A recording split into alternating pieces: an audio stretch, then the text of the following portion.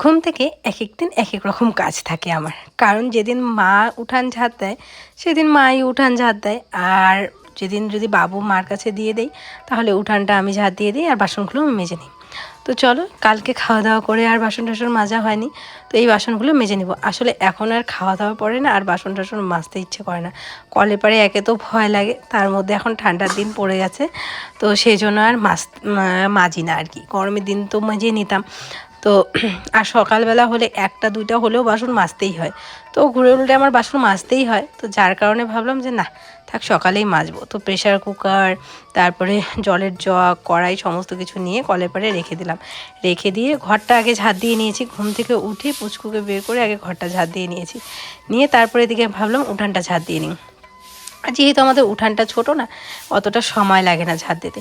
বাড়ির সামনা পেছন ঝাড় দিতে সময় লাগে, কিন্তু সত্যি কথা বলতে সামনা পেছন আমি ঝাড় দিই না, মাই ঝাড় দেয়। কারণ অতটা এরিয়া জুড়ে যদি আমি ঝাড় দিতে যাই তাহলে অনেকটা সময় লাগবে, এদিকে পুচকুর খাওয়ানোর সময়টা মানে পেরিয়ে যাবে।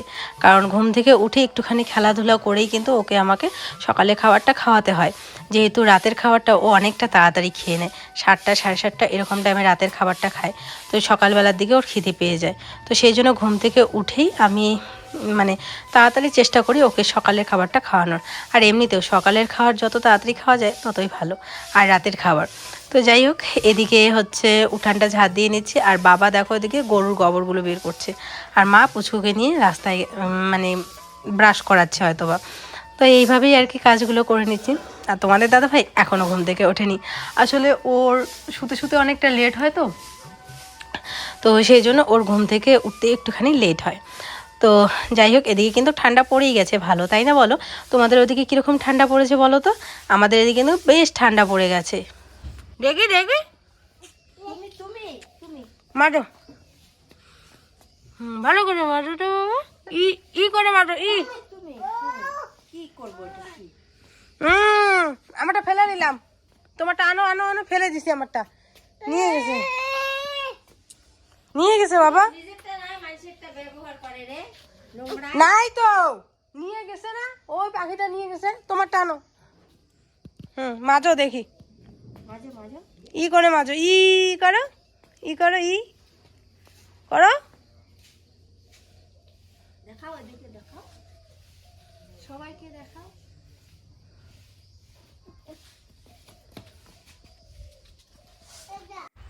কালকে রাত্রেবেলা আমাদের কলের পাড়ে ব্লিচিং পাউডার দেওয়া হয়েছিল, যার কারণে কলের পাড়টা এখনও ঘষা হয়নি। তো কে এখন ঘষবে? তোমাদের দাদাভাই নালে বাবা, দুজনের মধ্যে একজন ঘষবে। তো সেই জন্য আর কলের পাড়ে জল ফেললাম না। তো এদিকে সব বাসনপত্র নিয়ে আবার চলে আসলাম জেঠিমাদের বাড়িতে, এদের বাড়িতে মাজবো। তো এখানে বসে বসে বাসনগুলো মাজছি, আর পুচকোও দৌড়ে চলে আসছে আমার কাছে।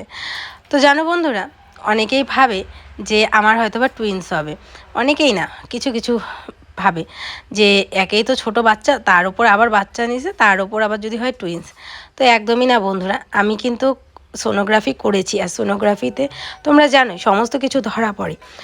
যেহেতু আমার অনেকটা লেট করে করেছি, 6 মাসের দিকে করেছি, তো ওখানে সমস্তটাই দেখা যায় পুচকুর মানে যে আসতে চলেছে তার হাত পা থেকে শুরু করে ঠোঁট সমস্ত কিছুই 6 মাসে 5 মাসে সমস্ত কিছু হয়ে যায়, তোমরা জানোই 6 মাসে কিন্তু কমপ্লিটই হয়ে যায়। তো ওখানেও ভালো করে লেখা আছে সিঙ্গেল লাইফ, মানে আমার একটা বেবি হতে চলেছে। তো এটাই আর কি। আর অনেকে তো ব্যঙ্গ করেই, আর যার যেটা ভাবার ভাবুক। আমি প্রথমে একটুখানি খুব মানে খারাপই পেয়েছিলাম যে বাবুটা মানে অনেকটা ছোট এত তাড়াতাড়ি, কিন্তু দেখো অনেক পজিটিভ দিকও আছে। কারণ দেখো, যখন আমার ছেলে স্কুলে ভর্তি হবে তখন যদি আমি নিতাম তাহলে ওর পড়াশোনার দিকে আমি খেয়াল দিতে পারতাম না, ওর দিকে আমি অতটাও খেয়াল দিতে পারতাম না। কিন্তু এখন কি হবে বলো তো, ও যখন স্কুলে ভর্তি হয়ে যাবে তখন কিন্তু আমার আর সেরকম কোনো চাপ থাকবে না। আর দ্বিতীয়ত ছোট থেকেই ও হচ্ছে ওর ভাই আসুক বোন আসুক ওদের ও দেখতে পারবে। আর অনেক সময় কি হয় বলো তো, অনেক বড় হওয়ার পরে যদি আবার বেবি একটা নেওয়া হয় না, অনেক বাচ্চাদের মনেই দেখবে একটা হিংসে না, একটা অন্যরকম জিনিস কাজ করে যে মা ওকে সময় দিচ্ছে, হ্যাঁ মানে ওকে ভালোবাসছে বেশি, এই জিনিসগুলো হয়তো বা আসে। কিন্তু এখন ছোট থেকেই ও যখন দেখবে ওর ভাই বা বোন কেউ একটা আছে, তখন কিন্তু ওর মনে এই জিনিসটা আসবে না।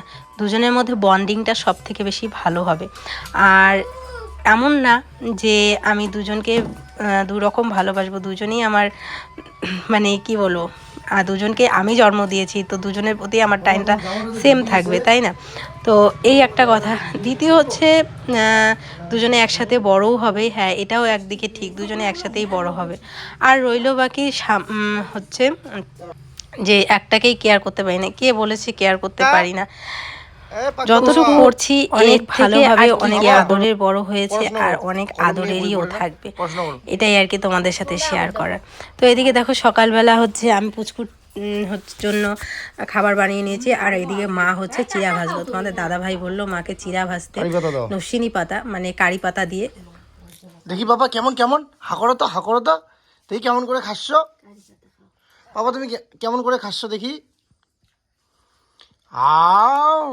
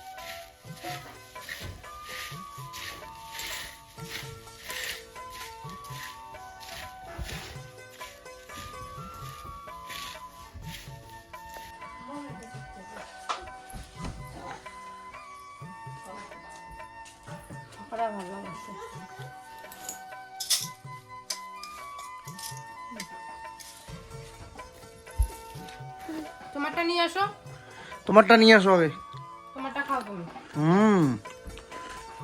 দারুণ বন্ধুরা, যেগুলো ফেলাইছো বিছানার মধ্যে সব তোলো, সব তোলো, যা যা ফেলাইছো সব তোলো, এই যে পড়ছে তোলো, বাটির মধ্যে তোলো,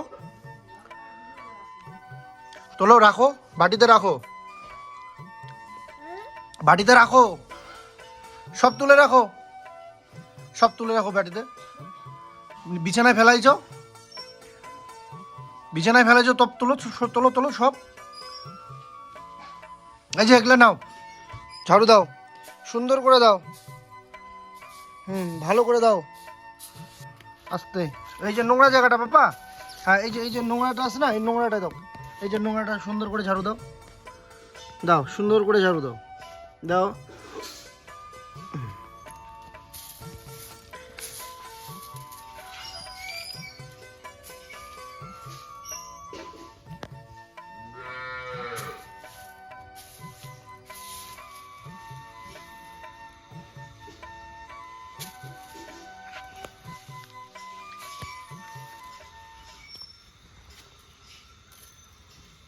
ধরে রান্না বান্না সমস্ত কিছু কমপ্লিট। আর রান্না আর কি বলবো, ওই কয়েকদিন ধরে তো আমাদের বাড়িতে সেরকম রান্না কিছু হয় না। তো চলো তবুও তোমাদের এক ঝলক দেখাই যে কিরকম রান্না হচ্ছে আর কিরকম খাওয়া দাওয়া করছি আমরা। হলুদ ছাড়া সোয়াবিনের তরকারি, লঙ্কার গুঁড়ো দিয়েছি সেই জন্য আর কি। এখানে আছে সোয়াবিনের তরকারি, এদিকে তোমাদের দাদাভাই শাক বেচতেছে।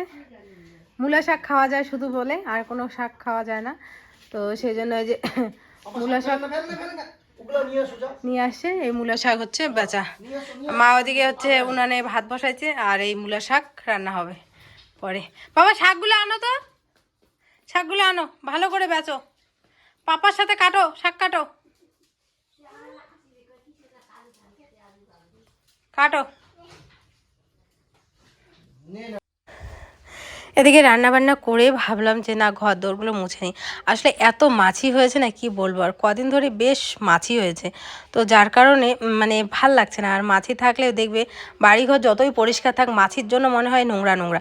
তো যাই হোক, এদিকে আমি সুন্দর করে এখন ফিনাইল দিয়ে ঘরটা আর রান্নাঘর, তারপর ঘর দৌড়ে সমস্ত কিছু মুছে নিচ্ছি। তো আমার না একটা স্ট্যান্ড কিনতে হবে ভাবছি, আসলে অনেক দিন হয়ে গেছে স্ট্যান্ডটা ভেঙে গেছে। তো তো তারপরে না এইভাবে মুছতাম, তো ভাবতাম যে না থাক এইভাবে মুছলে পেটে চর্বি টর্বিগুলো কমবে, কিন্তু এখন তো আর এইভাবে মোছা যাবে না, তো আর কদিন পরে তো আরও মোছা যাবে না, তো ভাবছি যে একটা স্ট্যান্ড কিনবো কদিন পরে। আর পুচকু এদিকে উঠতে চাচ্ছে, তো আমি বলছি না বাবা জুতো পরা আছে এখন ওঠে না, ওদিকে খেলো, আমি তোমাকে স্নান করিয়ে দেবো এখনই। তো ওর গরম জলও হয়ে গেছে, তো এখন ওকে স্নান ধান করিয়ে দেবো, আমি আগে স্নানটা করে নেবো তারপরে ওকে স্নান করিয়ে দেবো। আর মোটামুটি 12:30 মতো বাজে, তো তাড়াতাড়ি ওকে স্নান করিয়ে ওদিকে ভাত ঠাত খাইয়ে একবারে ঘুম পাড়িয়ে দেবো। এখন যেহেতু ছোটো দিনের বেলা হয়েছে না, একবেলা ঘুমায়, মানে সকালের দিকটা যেটা ঘুমাতো এখন আর সেটা বন্ধ হয়ে গেছে, মানে সকালে ঘুমালে দুপুরে ঘুমাবে না, আর দুপুরে ঘুমালে সকালে ঘুমাবে না। তো যার কারণে আমি দুপুরবেলার দিকে ঘুম পাড়াই, কারণ কি ওই টাইমটাতে খাওয়া দাওয়া করে ঘুমালে অনেকক্ষণ ঘুমায় আর কি, এই সেই বলো মোটামুটি বিকেল অবধি ঘুমায়। আর যদি সকালে ঘুমায় তাহলে ওই দুপুরবেলা উঠে আর তখন উঠে খেলতে খেলতে চায়, তখন ভাল লাগে না রোদের মধ্যে। তো সেই জন্য সকালবেলাটাই খেলুক আর দুপুরবেলাটার দিকে আমি ওকে ঘুম পাড়িয়ে দিই। তো এদিকে কিছু জামা কাপড় ভিজিয়েছিলাম পুচকুর জন্য, পুচকুর তো ডেলি জামা কাপড় বের হয় তোমরা জানোই। তো ছোট বাচ্চা থাকলে বাড়িতে প্রতিদিন জামা কাপড় ধুতেই হয়, কারণ এই যে এত খেলাধুলো করে সেই নোংরা জামা কাপড় তো আর পরানো যায় না। তো বাচ্চাদের যত পরিষ্কার রাখবো ততই ভালো, আর দেখতেও ভালো লাগে, আর পরিষ্কার থাকলে বাচ্চাদেরও মানে কোলে নিতেও ইচ্ছে করে। তো সেই জন্য জামা কাপড়গুলো ধুয়ে আর কি রেখে দিয়েছিলাম, তারপরে একটুখানি ডেটল দিয়ে ওকে ভিজিয়ে রেখেছিলাম। ডেটল দিয়ে পুচকু জামা কাপড় সবসময় ধুয়ে রাখি আমি, কারণ তাহলে আর কোনো কিছুর ভয় নেই। তো ডেটল দিয়ে ভিজিয়ে রেখেছিলাম, তো এখন আমি সুন্দর করে ওর জামা কাপড়গুলো চিপে চিপে মেলে দিচ্ছি। যদিও বা এগুলো আজকে আর শুকাবে না, কারণ অনেকটা বেলা হয়ে গেছে না। এই হচ্ছে আমাদের বাড়ির একটা দোষ, কি বলো তো, গরমের দিনে এত রৌদ্র থাকবে যে বাড়িতে থাকাই যায় না, আর ঠান্ডার দিনে এত ঠান্ডা থাকে যে বাড়িতে থাকা যায় না, এরকম অবস্থা হয়ে গেছে। আসলে গাছ হয়ে গেছে আমাদের বাড়িতে অনেক বেশি, তো যার কারণে এরকমটা। তো যাই হোক, এই কদিন পর তো গাছটা সমস্ত কিছু কাটতেই হবে, কারণ আছে, কি কারণ আছে সেগুলো তোমরা নিশ্চয়ই ব্লগ দেখতে দেখতে সমস্ত কিছু টের পেয়েই যাবে, আমাকে আর বলতে হবে না আগে থেকে।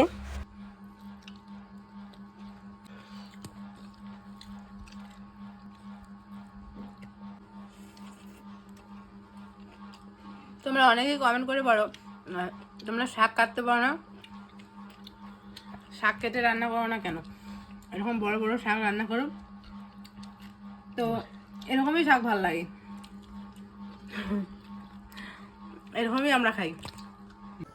শুভ সন্ধ্যা বন্ধুরা, আজকে অনেক দিন পর একটুখানি দুপুরবেলা ভালো করে ঘুমালাম, মানে সেইভাবে দুপুরবেলা কয়েকদিন ধরে একদম ঘুমই হচ্ছে না, মানে ঘুম দুপুরে রাত্রে, কালকে রাত্রে তো এক ফোঁটা ঘুমাতে পারিনি, এত পা চাবাচ্ছিল, আর পাগুলো টান টান যখনই করি না তখনই রগগুলো টান টান দিয়ে উঠতেছিল, তো রগ টানা দিতেছিল, তো ঘুমাতে পারছিলাম না। আর এই সময়টাতে কী হয়, বারবার বাথরুম পায়, যখনই চোখটা লাগে তখনই বাথরুম পাচ্ছিল। আউ